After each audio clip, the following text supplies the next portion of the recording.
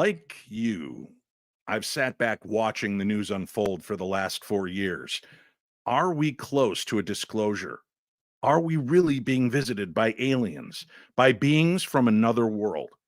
And like you, I don't know that I'm any less confused today than I was when they began talking about this in the mainstream news 4 years ago. It's always interesting to hear that there are military personnel that have seen these craft and have come forward to talk about them, but it's always things that are redacted, things that are kept from our view and our understanding. But what happens when there's someone outside, when there's somebody that has a high priority and has a recognizability to the science he works and is willing to come forward and discuss his own UFO, UAP, and alien abduction encounters? That's what we'll find out tonight. A scientist's own alien abduction encounters. Our guest joins us in just a few moments, Dr. Bruce Rapuano, right here on the very best in paranormal programming. I'm Dave Schrader, and this is the Paranormal 60. I'm not gonna stand here and listen to this baloney. You won't float. He doesn't stand for baloney.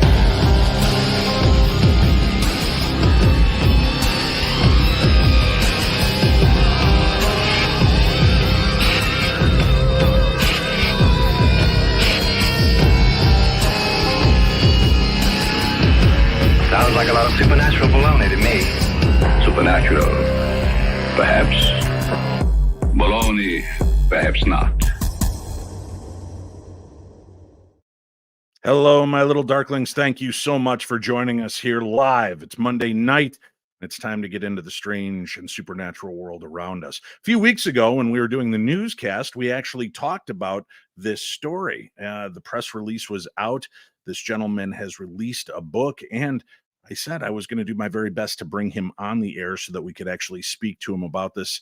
And he was kind enough to give us some time tonight. So joining us for the entirety of this hour, ladies and gentlemen, Dr. Bruce Rapuano is here with us. Thank you so much for being here tonight, sir. Dave, I really appreciate you having me here. It's an honor to be with you this evening. I wanted to start off, if you don't mind, with a little bit of a harder question. Obviously, you are somebody that comes with a pedigree as a doctor, as somebody that's involved in the science field. How hard was it for you to come forward and talk about what we're about to discuss tonight? Were you afraid that it would impact your career negatively, or are you at the point where it didn't matter? Well, I've been asked this question before, Dave, and to be honest with you, there are two reasons. First reason is this is such an important issue. We're at a time when disclosure has never seemed more imminent than now. And number two, yes, I am more established in my career, where I think I can take the chance and talk about something it's much bigger than you or I. That's much more important than my career, and that's the fate of the human race. So, yeah, I'm taking a chance. I'm taking a risk. I'm putting myself out on a limb, putting my story out there. But I just think it's such an important thing to do, and I hope I'll encourage other scientists to do that in the future. Could you, for introduction's sake, for our audience worldwide, explain to us what type of science you work in, your field, and just to give people a bit of a better understanding of who it is we're about to speak with? Well, I have multiple degrees in neuroscience, majored in neurobiology at the University of Pennsylvania, and then I got a PhD in neuropharmacology from the University of Connecticut. After that, somehow I got involved in cancer research. I had an offer to work at what was then the top cancer research hospital in the country, Memorial Sloan Kettering Cancer Center in New York City, and got very involved in cell biology, and then moved the lab just across the street to the top orthopedic hospital in the country, and where I then tried to develop the next generation of artificial knees and artificial hips, learned a lot about material science and the electrical properties of the surface of these metallic implants that we need to understand to make them integrate better into the skeleton. Mm-hmm. So I've had a very diverse background in biomedical science, and not only that, since no one volunteered to do it, I also volunteered to be the radiation safety officer for my research division. So I think it's a perfect storm of of a background to be able to study this particular UFO phenomenon and also the abduction phenomenon. And I think it's important for people to hear your background, the pedigree that you come with, because again, we do give a little bit more depth, I think, to people that come at this, and it's not just Blake and Joey who were out joyriding in their pickup truck and saw a light in the sky. You know, this isn't just any run-of-the-mill person who might be easily influenced by a situation. This is somebody who actually understands neuroscience, understands the way the brain works, understands patterns, and would see the fallibility of some of the claims that are being made. So I think that's important to note. And obviously, when people hear military personnel, law enforcement personnel, science taking this seriously and coming forward and talking about it, acknowledging this, there is a certain provenance that comes with that. And that's why I was so excited when I saw the article in the press release that you were willing to talk about this. At what age did you begin having this phenomena take place? Believe it or not, my earliest memories go back to 2 or 3 years old. I had what I would call, and as I described in the book, a sense memory, where I was just walking up the stairs to our apartment with my mother and remembered that I don't know how this memory was activated, but I remember having encounters with alien beings that were, as a 2 or 3-year-old, not much taller than I was. And for some reason, I had the memory, which was a very rich memory with a lot of emotional content, that in some way these beings were my mentors. I know that sounds like a strange experience, but that is the earliest experience I've had. And throughout my childhood, I saw these beings a number of times, whether it was during an abduction or whether I had flashbacks to other settings where I remembered encountering these beings, these same 3.5 to 4 foot tall humanoid beings with disproportionately large hairless heads. But the strangest thing to admit is that I have some memory of having some type of relationship with them. But again, I'm skeptical about that because I would say the great bulk of my experience would conform to the alien abduction scenario. Okay. But against my will, brought to some type of a clinical environment and examined. Some type of experiments were done on me, like has happened to thousands of Americans. But it goes back to my earliest childhood. Now, your other family members, do they have any conscious memory of these situations unfolding around them? No, I have one brother, and I've asked him. We've discussed this a number of times. I've prodded him, and I don't recall him being involved in my abductions. And he has no memory at all of anything like the experiences that have been described in my book that now he's very well aware of, because I kept these really private, didn't really discuss them with my family or anyone until the book was released. But the answer to the question basically is no. I don't have any family members that have the same experiences that I have. So in your case, it's not the generational alien curse, if you will, that a lot of people seem to do. The only evidence I have, Dave, is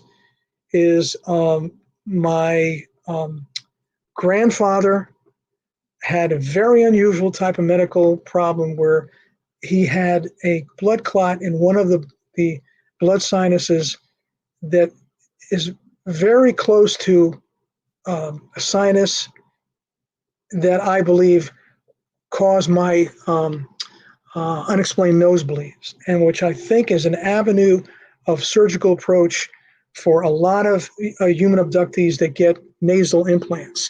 And maybe just a coincidence, but he happened to have a blood clot in this region, was very close to this surgical approach region, and he died from that. It's called cavernous sinus thrombosis. And that's the only tie-in that my experiences that I can identify from my experiences to this intergenerational aspect of the phenomena. Now, you as well had a form of implant. I recall having an implant at the age of 6 years old that was maybe the size of a BB, with studs or projections like you'd see on a thimble. And why I am convinced that I had an implant is because along with this memory, I had another memory of being afraid that someone had told me if I blew my nose too hard, or if I sneezed too forcefully, the implant could come out. Or even worse, it had come out. And I was warned not to let it happen again, which leads me to believe that in fact I did have such an implant, because it again has this rich emotional context associated with the memory. Now, other than that, I have had a number of experiences where I had an unexplained nosebleed, which would be evidence that I had some type of sharp instrument that was used as part of some type of medical intervention. I had a doctor examine me at the time I had my adenoids and tonsils removed at the age of 7 years old, that found an unexplained scar in the back of my throat behind the nasal cavity. So again, I have the physical evidence, the scar, the unexplained nosebleed, and the memory of this implant, which is so similar to experiences that have been reported for a number of abductees throughout the literature. Now, as somebody who works also around the field of radiation, have you ever taken a scan to see if there is anything emanating or radiating from within you? David, I'm contemplating doing that. I've never had a CT scan, an MRI, or any type of neuroimaging that would reveal whether or not I have such an implant. Well, would an MRI even be safe if they are metallic instruments? Could Yeah. they just tear through you if you subject yourself to something like that? Yeah, well, there would be some effect on the operation and the energy that would be emitted by the implant when placed in a strong magnetic field. And I would be concerned if it is still functional, that the function of the device would be affected by being in a strong magnetic field. It would have some effects on my brain, and so there's risk. Some people have been asked that have implants in their brain that have shown up on CT scans that they want to have it removed, and they've said no, of course, because of the risk, the risk of having that type of surgery. But I tend to think I don't have the implant anymore, simply because I haven't had a lot of experiences in my adult life. So I like to believe, Dave, that the implant is no longer there, although I can't prove that. So, with all the claims that exist of people that have had these implants, the concept then is, if it's there, do you believe that these beings are coming back and extracting it to take the data and information from it? Or do you believe it is broadcasting somehow? And if so, is there a way we could theoretically tricorder, Star Trek nerd here, but scan somebody for radio frequencies, for microwave frequencies, to see if anything is emitting outward, trying to share the data or information that it's gathering? Well, it's interesting you brought that up, because I know of one or more investigators that have tried to do just that. And with some encouraging positive results, they were able to detect microwave emissions. But again, this is a limited sample size, maybe one or two abductees. It's an excellent tool that could be used to discern whether or not there's still any implants still remaining. But what I'm more interested in is being able to have scientists, the right consortium, the right team of scientists, get their hands on one of these implants and really analyze it the way I know, although I'm sure you're aware, a number of investigators have obtained these implants from abductees. They really have not been analyzed, at least to my satisfaction, the way they could be to really nail down the implant as the smoking gun for the alien presence on the Earth. And that's something that I think would provide the most compelling evidence that has ever been obtained in the field of ufology and alien abduction research. As you opened up about this and began putting your experiences down on paper, did you have new memories awaken within you? Did you have any strange exterior activity take place that would lead you to believe that they're aware that you're about to release this book and that you were sharing the information? You know, I'm almost disappointed to tell you. In one way, I'm disappointed. In the other way, I'm not disappointed to tell you the answer is no. Although a lot of abductees have claimed that their encounters have increased in frequency when they did that, when they went on television or when they wrote a first-person account of their own abduction experiences. But to tell you the truth, the answer to the other part of your question, these experiences made such an impression on me at a young age that I thought about them from time to time. And that's why it was so easy when I wrote the book to recall them in detail. I can't really say that I needed to have anything prod my memory so I can gain more details of these experiences, because I seem to remember so many details. But the answer is no. I don't. The experience of writing the book has not brought forth any additional memories, unfortunately. Understanding neuroscience the way you do, and the fact that there's been talk of veiling, where people that have had alien abduction scenarios are maybe disassociating from another type of activity, and the veil of it being alien is kind of introduced. What is your thought on that claim? Is there any validity to something like that? And how easy or impossible would it be to introduce that into somebody's memory scape? It's possible, but as a biologist, I always am drawn to the biology of the fact that my encounters and the encounters of thousands of abductees are with 3.5 to 4 foot tall humanoids with disproportionately large hairless heads, almost identical in anatomy to the beings that were reportedly examined at Walter Reed Hospital.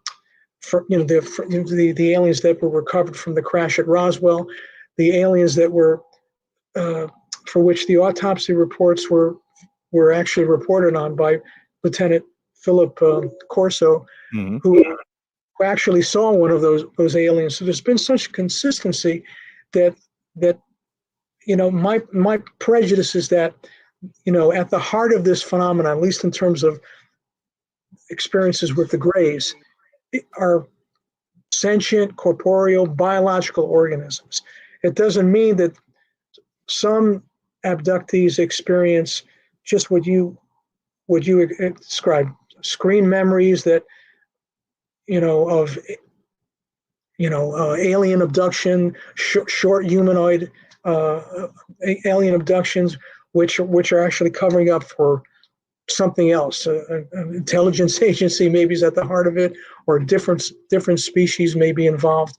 But again, I'm pretty confident that I had an experience with advanced biological intelligent beings. Why do you believe these beings have an interest in you specifically? If you don't believe that there's a generational, or perhaps because of your grandfather, but you don't necessarily buy into that concept overall, why do you think that they have such an interest in you? I wouldn't say I don't buy into the concept. I know that this finding has been reproduced with a number of families, that is intergenerational. And I there's a chapter in the book where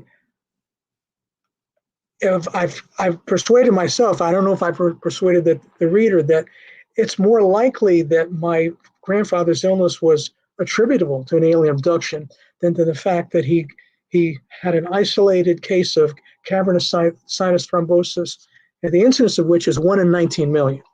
So I don't, I do believe that there's something in the genome of certain bloodlines that may make those people better experimental subjects. And for some reason, I don't know why, I don't know whether or not some investigators have said that certain abductees may have an ability to communicate with the aliens. They may have more developed, some scientists have called this organs of perception in the brain that allow them to see into different dimensions and see what maybe are interdimensional beings. And maybe that's the reason why the aliens are drawn to abduct certain types of human beings, because they have, for some unexplained reason, these abilities to interact with the aliens. Again, that's just theoretical.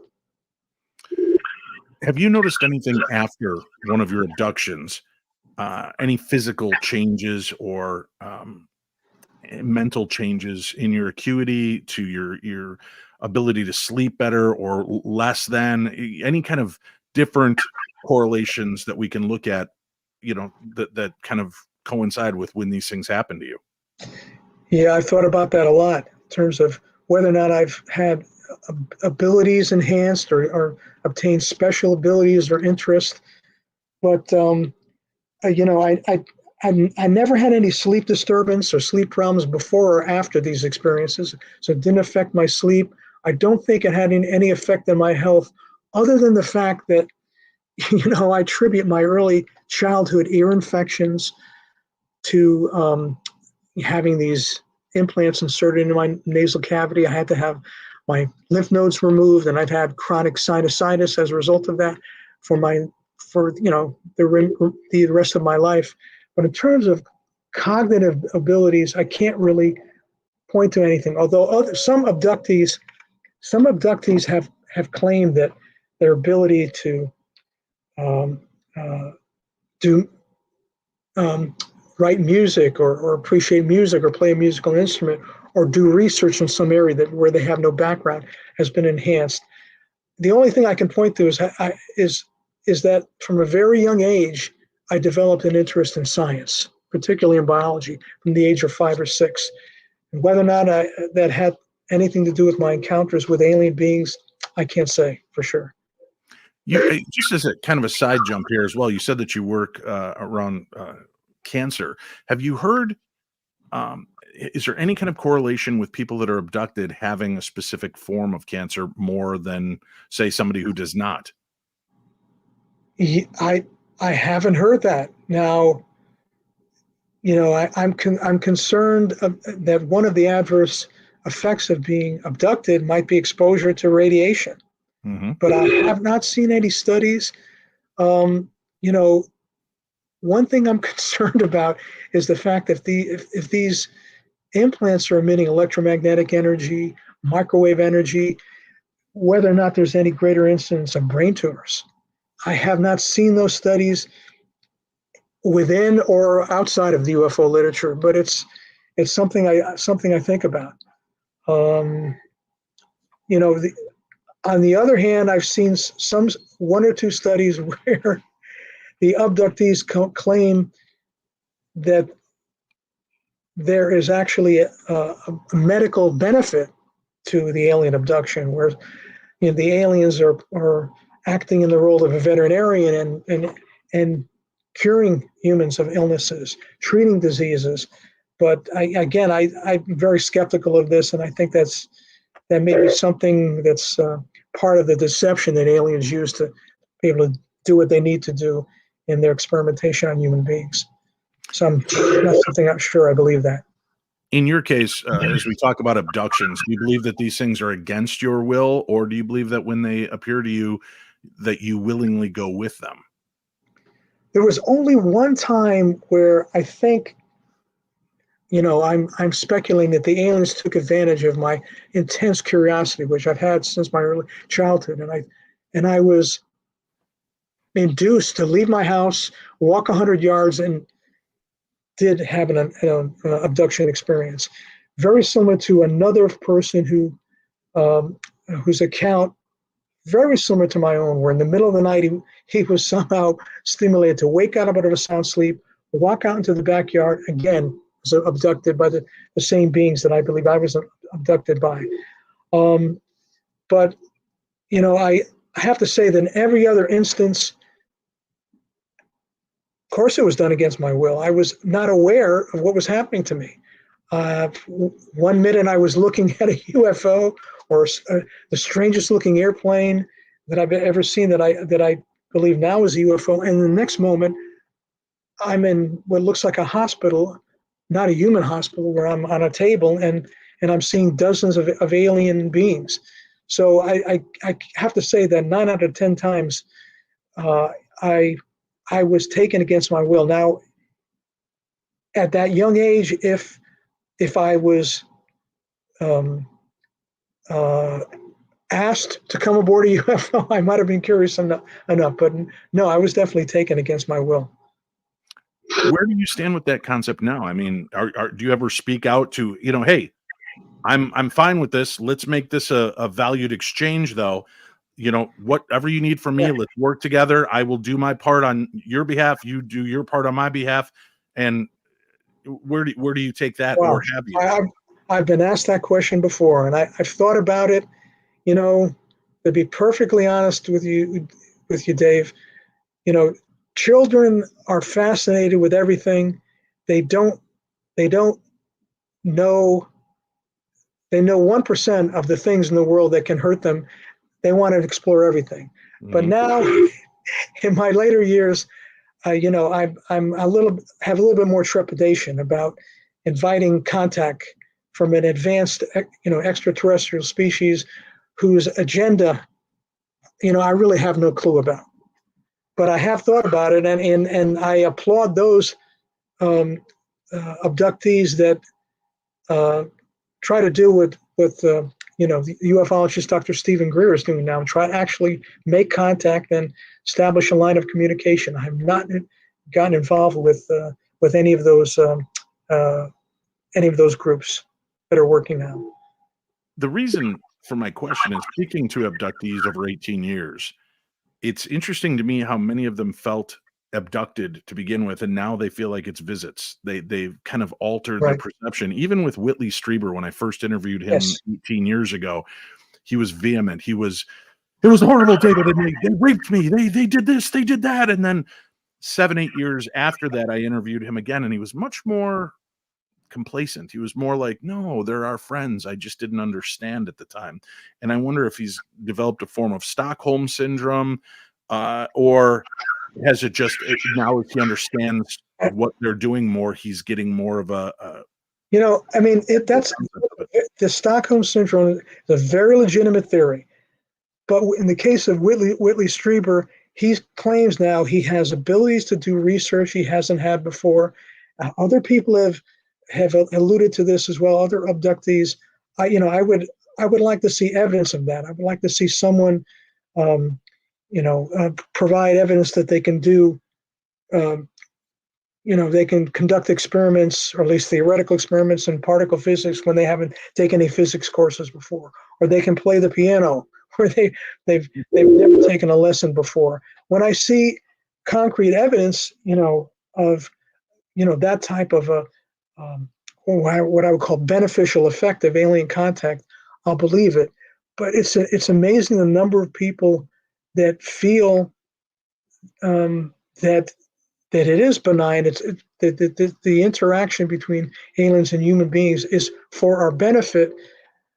But again, I wrote the book because that is a theory that I'm questioning, and I'm calling out to our country, our species, and especially the scientists out there listening, to really examine this, to find out first and foremost exactly what is the alien agenda before I listen to any accounts of abductees that they've obtained some type of benefit from the interaction. I'm still pretty skeptical of that. All right, we do have a link for the book on today's program guide. I'm watching the chat. I know people are hearing strange audio artifacts.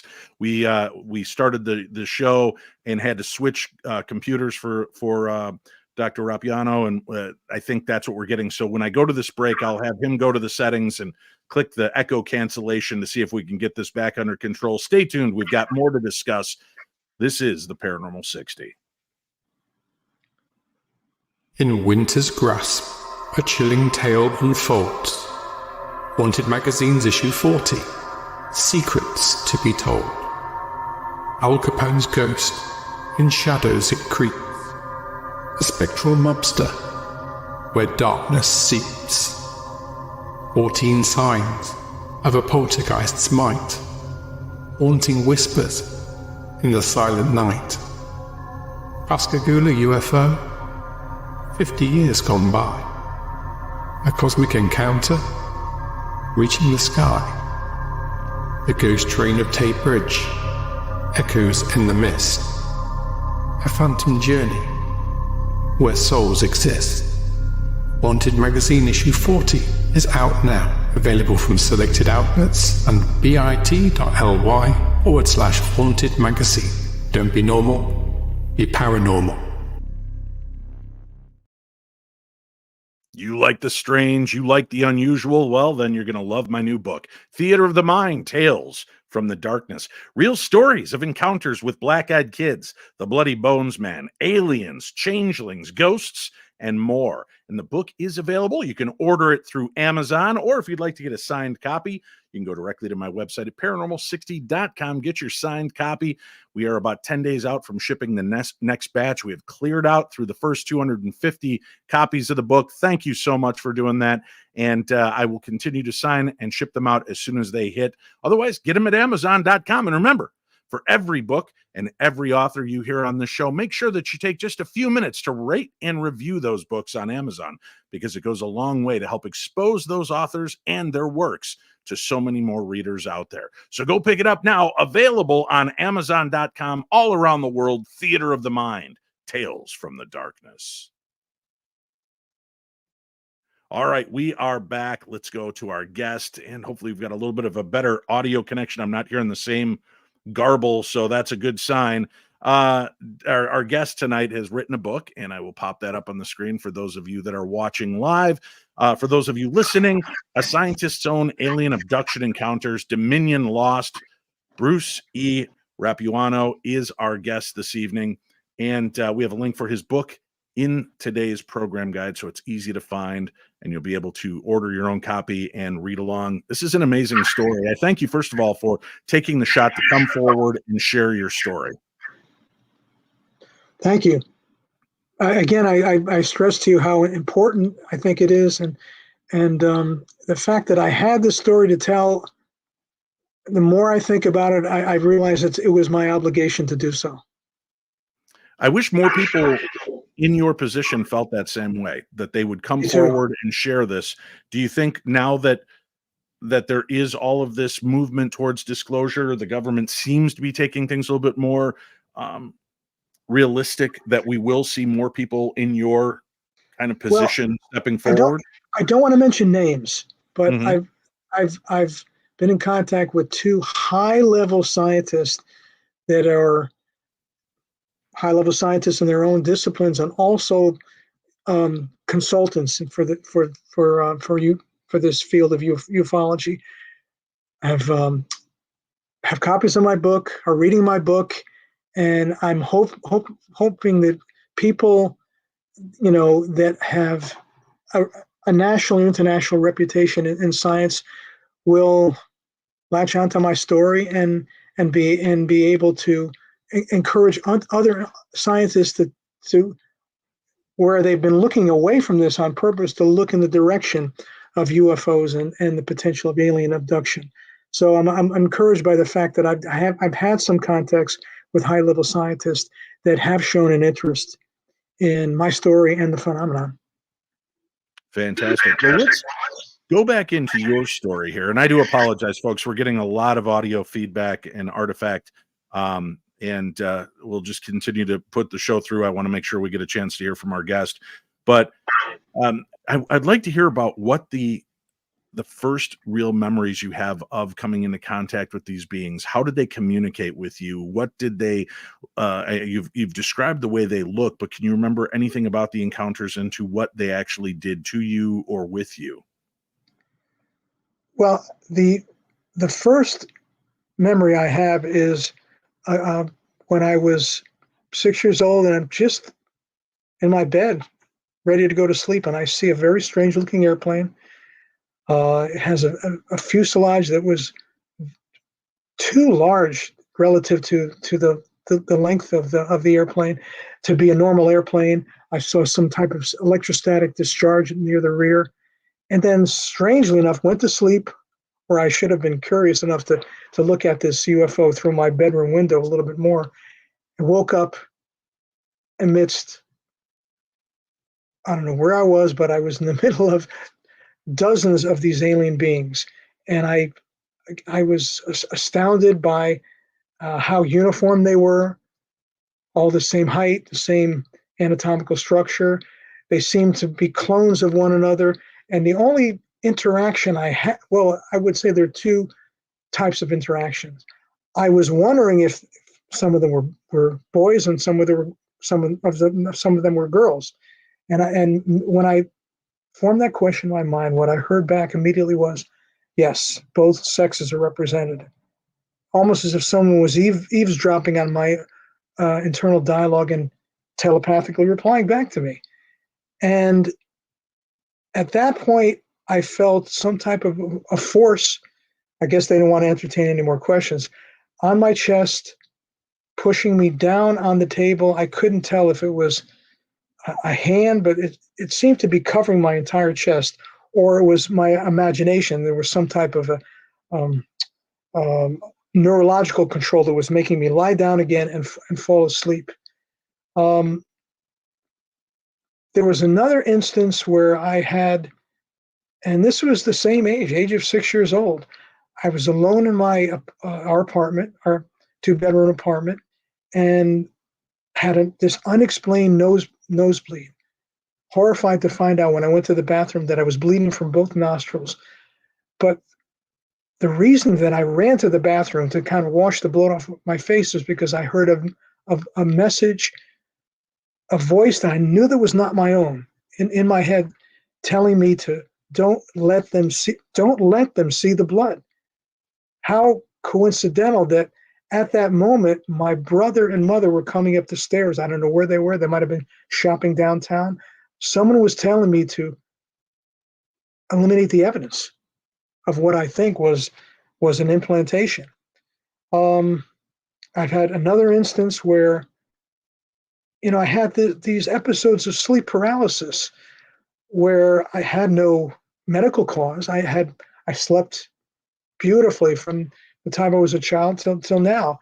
I had no post-traumatic stress disorder, nothing that would cause me to have sleep paralysis. But I woke up one time and I didn't sense a presence in the room, but I again heard a voice telling me, go back to sleep. I knew it was not my own voice. And that's just what I did. I suspect that was another abduction. So I've had instances where during the abduction, I've had some type of what I would call telepathic communication with what I think are alien beings. All right. Then this takes me into the next step. You have these experiences, and from my understanding in the reading and with your book and information, you've not had these come back to you through regression hypnotherapy sessions. This is something just that's become available to you. Are there trigger points that seem to happen that open you up to these memories? No, that's the strange thing. I would have welcomed that because I would have been able to recover more of each of these encounter experiences. But I've remembered a lot because I've thought about them a lot, over the years, and then everything crystallized. I was able to tie the threads together, connect the dots when the abduction literature really took off in the 80s. And then I discovered that whatever was happening to a lot of people definitely happened to me. But I have not had hypnotic regression, and I have to say, I would expect if I did, I would be able to recover a lot more of these experiences. Maybe that would be for the next book. But that is interesting, though, right? For somebody that's so dedicated to this and wants to get the information out there, why do you feel like you're hesitant to have that next generational step in this research and get the regression hypnotherapy? I have so much to talk about. Again, I'm not ruling that out. I felt, we're at really the threshold of disclosure. At least it seemed to be a few months ago. So I wanted to get the story out And I felt I had a lot to talk about, a lot to say, a lot to analyze, a lot to put in the public domain that nobody was doing. No scientists were coming forward with the abduction experiences or not having the abduction experiences and doing the same type of research and analysis that I did. So I wanted to get that in the public domain, but I can't rule that out, Dave, that I won't do that because they say curiosity killed the cat, and I'm still as curious I was as a child to want to explore and explore more. So that may happen, and that'll. There are different organizations like MUFON and other organizations that put together abductee support groups. And I'm just curious, have you ever had a chance to interact in any of these support groups? And if it's something that's too personal to talk about, I understand and respect that as well. My family members have brought that up to me. And what I tell them is, quite frankly, Dave, just as I'm going to tell you, I'm one of the lucky ones. And maybe it was because of my age, maybe because I was so intensely curious. This has never been traumatic for me. This was something where I couldn't explain it. I felt that the reason why I remembered all these experiences into the last detail more than any other normal experience I've had in my life, at least during my childhood, is because it was so fascinating to me and made such a strong impression on me. I can't really point to anything that was traumatic in any respect. Now, had all of these experiences happened to me when I was Whitley Strieber's age, when he had his first encounter at the age of 40, 41, 42, I might have responded a little bit differently. But, I can't really say I have had any need to be part of one of these groups. But I'm glad that those groups are out there, because many, many, many people have experiences that traumatize them even after they undergo hypnotic regression to kind of try to move on with their lives. So I think I've been very fortunate. Well, let me bring this up then. We know that for different procedures, when we go into the hospital, we're given different levels of anesthesia, so that there are some that keep us in that twilight where we're still conscious, but we're just not going to remember. There is the type that block the pain, that block the memories, that put us completely out. You say that you don't have any memories of things that are severely traumatic or hurtful. Could it be that, and I'm just curious if you've considered this, that by opening that can of worms, maybe going in for regression, you might find that those memories do exist and they're hidden for a reason? Yes, and especially if there was any physical pain associated with the experimental procedures I believe I was subjected to, or if I was frightened for any period of time, by the encounter. But I have no evidence of that. I have nothing of that has bled out into my conscious recall. I've whatever I recall has not been traumatic, has not seemed frightening to me. Although I've already had readers send me emails asking me why is it that you were not so frightened as a child as I am reading your book? But that may happen for some reason. I don't know why I believe this, but intuitively I seem to believe that the actual abduction, if I could recall every detail of it, would not be as traumatic as it has been for other people. But again, the proof is in the pudding. I'd have to have I have to consult a licensed, hypnotherapist to see if in fact that those experiences would be what I think they are, or maybe they would be actually very, very frightening. Again, that's something I'm considering. Well, it's interesting too. It's kind of in the sense of me going into haunted locations. People are often asking, "Why aren't you more afraid?" I'm terrified reading the stories and your experiences, and it's because if we're coming at it from different mindsets and different intentions, you are not in a place of fear. You're in an inquisitive nature, so that this may be more of that type of situation for you. Whereas the standard person may not be as inquisitive, and they just feel that it's intrusive and frightening because they're taking you, doing things to you, and instead of seeing maybe a bigger scale picture of this.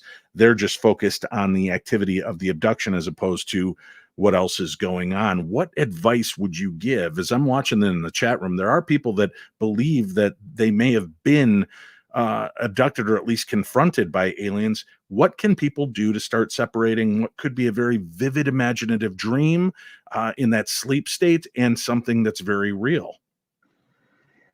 Right. For me, it always comes down to the physical evidence. Well, let me start before I talk about physical evidence, because you mentioned sleep paralysis. You can see your primary care doctor and find out, do you have any reason to have sleep paralysis? There are just a range of medical conditions or psychological conditions that can cause sleep paralysis, and that if a cause can be identified by a clinician, then that may explain that your experiences are attributable to a medical cause rather than to encounters with aliens. But then the physical evidence also is something that I place a high value on. Whether you have any unexplained scars anywhere in your body, what you think are scoop marks, whether you have any episodes of missing time. That, if you don't have any neurological problems, people should not, unless you have petit mal epilepsy, or unless you have cataplexy, which is a form of narcolepsy that causes people to, in the middle of the day, become unconscious. There's no reason for you to have missing time, and if you have a close encounter with a UFO that is very unlikely to be anything conventional. These are all signs that, maybe you don't have conventional sleep paralysis, but maybe the alien abduction scenario might be a model that applies to you as well. And then, especially if your UFO encounter, like one of mine had multiple witnesses to it, so you're not the only ones. You're the only one seeing it. But the only counseling I provide is beyond that is to say what the Hopi Indians have said in their dealings with the Star people, that look, it's going to be terrifying, it's going to be frightening, but you have to balance your wonder with your terror. It's to meet highly advanced alien beings that may be 1,000 or 1,000,000 years ahead of us. It can be terrifying, but think of what we can learn from them. So again, that's the only piece of advice I could give, and I get that from the Hopi Indians. I'm curious what your thoughts are on the fact that maybe in some instances, some of these abduction scenarios are not so much physical, but a conscious form. Our brain or our consciousness seeing legs, hands, arms, body, because that's how it would perceive ourselves, especially in that type of environment. And I ask that because there have been people that claim to see themselves waking up and phasing through a wall, sometimes coming back to seeing their physical form in the bed. I'm just curious where your thoughts are on any of that. Well, we don't know what we're dealing with.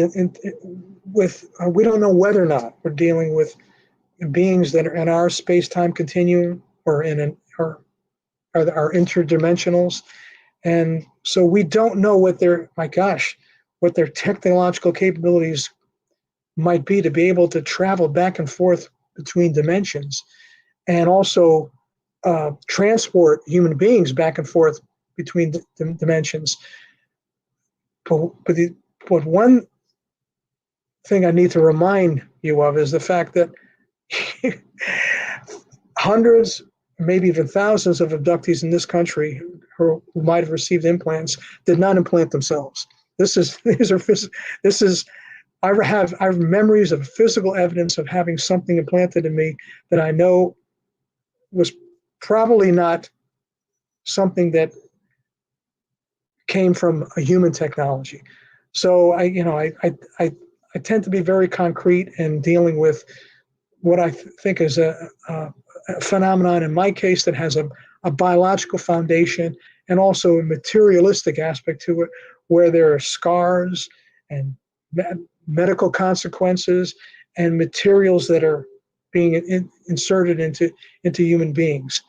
But it is difficult to differentiate between that phenomenon and maybe the different type of phenomenon you're describing that may may have purely a psychological origin, or aspect of human psychology we don't understand that is able to manifest into reality in ways that science, even our top scientists can't really fathom.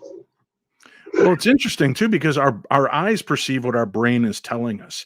And if they are able to impact or affect our brain, they may not be there. That may be why other people do not see these beings. What they are doing is using your optical nerves to project into your visual scale and spectrum. Just again, another woo-woo concept that I think might have some legs to it. But I know I'd be remiss if I didn't ask you a little bit more about the abduction scenario where you had multiple witnesses. And did each one of these people also get abducted or just witness it happen to you? Yeah, I don't know if I want to say anything about. The last thing I want to say is I really take your point about the ability of the aliens to affect perception. They can create any imagery, not just simply by activating the retina or the optic nerve, but to project, and my theory is electromagnetic energy into the brain to make you encounter any virtual reality. But in terms of the experience I had, it was fascinating. It was still difficult for me to explain, but again, replicated a number of times throughout the UFO literature, where I, in a group of 7 or 8 people, saw this UFO close encounter, had to be 500 feet or less, an object that was a brilliantly lit UFO. It looked like the biblical Star of Bethlehem, but 2.5 times the size of the full moon. So it was as if it were right on top of us. But then at some point, everything began to slow down. All the ambient natural noises in the neighborhood, the birds, the insects, could not be heard anymore. And I sensed that people around me were not moving. I looked to my left, and one of my classmates that was playing a ball game in our front yard at the time seemed to be frozen. A very common phenomenon where the abductee complains, whether they're at home, whether they're driving in a car, when the abduction takes place, and that abductee observes the people around him to be switched off, which again is part of the experience I had during the close encounter with the Star of Bethlehem type of UFO that I saw.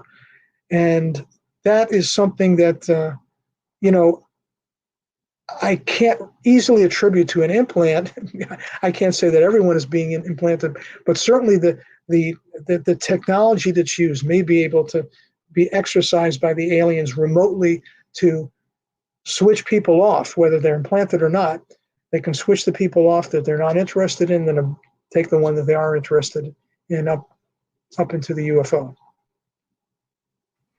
It sounds from the outside like that's insane. How could that even be possible? But the reality is we still don't really even understand where consciousness lives, how it exists, what part of us, or is it an exterior force? And if it is, what can be dampened? And if these beings have figured out how to enter our dimension from another dimension or utilize space-time portals that allow them to traverse great distances, this doesn't sound like such a far removed science, because we have to remember there are sciences that we, the people, have that can distract and disturb people's brains and thought processes. And this has been talked about for quite a while now. And you're even going way beyond my book. I'm just a biologist that's looking at the neurophysiology and trying to remind the reader of all the research that's being done by human scientists through direct brain stimulation that can have all kinds of can erase memories, can implant memories. We do this with mammalian rodent species, and we probably will be able to do it with human beings as well. But in terms of, because I watch, paranormal podcasts and other shows on television where going beyond the simple neurophysiology, we don't know anything about consciousness, the soul, the astral body, and whether or not these are aspects of consciousness that the aliens can manipulate as easily as they can, manipulate the human mind and human neurophysiology. That's something that I'll leave to people that have training in other disciplines than myself. Are you open to allowing these beings to continue to communicate and contact you and abduct you for their research? That's a very good question. I should be fascinated. The only thing that makes me pause is I want to see the specific aims. I want to see the hypotheses. I want to know exactly the type of research they're doing. What could be what's the word, the clinical benefit? What's the point of this research? And then when they clue me in, they make me a co-investigator on for an experiment where I'm going to be one of the experimental subjects. I might agree. I might agree to something like that, as long as I could see what type of experiments they would be doing on me. Unfortunately, as we know with science, we don't explain to the mice or the dogs or the monkeys what we're doing to them and why we're doing what we're doing. This does seem to be almost a form of tagging. Do you think that these very well could be us, science from the future, coming back to examine us and see how we develop so that they can understand how to make things better or to control us better should they need to? That we're being experimented on by human beings from the future. Is that what you're saying? Mm-hmm. I can't rule that out, except that Because you said you felt connected to them. That's possible. I mean, I don't have any evidence of that. I just don't know why.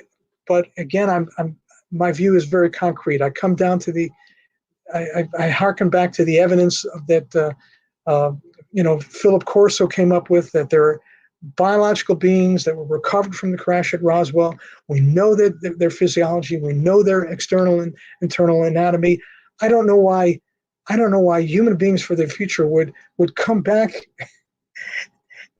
travel into the past, and genetically alter our ancient hominid ancestors and use them as slave labor to experiment on human beings from the 20th century. That maybe I'm not thinking about this clearly, but I can't wrap my head around that. But it's something that we can't rule out. I would prefer that, because I would think those scientists from the future would have our best interest at heart, because their future is dependent on us. So I right now, we don't know where these aliens came from, and we don't know what their interests are. Are they interested in human beings as one of the many natural resources on the planet that they're availing themselves of? Maybe it would be better if they were humans from the future. The book is out and available now. A Scientist's Own Alien Abduction Encounters, Dominion Lost. We've got a link for the book on today's program guide, folks. So if you're watching live or you're listening on the podcast while you're driving, you can take your time, find the link later, but make sure you pick up a copy. This book goes so much more in depth. We've only barely scratched the surface of the story and of the experiences of this gentleman. Bruce, thank you so much for coming on and being open with us. Great pleasure to be with you, Dave. Really appreciate it. Appreciate you, sir. Thank you very much. The book, as I said, is out and available now, so make sure you grab a copy for yourself. I'd love to hear from you in the comments below if you're watching live or watching the replay of this. When you hear somebody that can come forward and share their concepts of this, and some we've spoken to that are talking in a place of fear, some like our guest tonight who's talking from a place of an inquisitive nature, wanting to understand, to see, to feel and experience more, but understand what it is that they're here to do.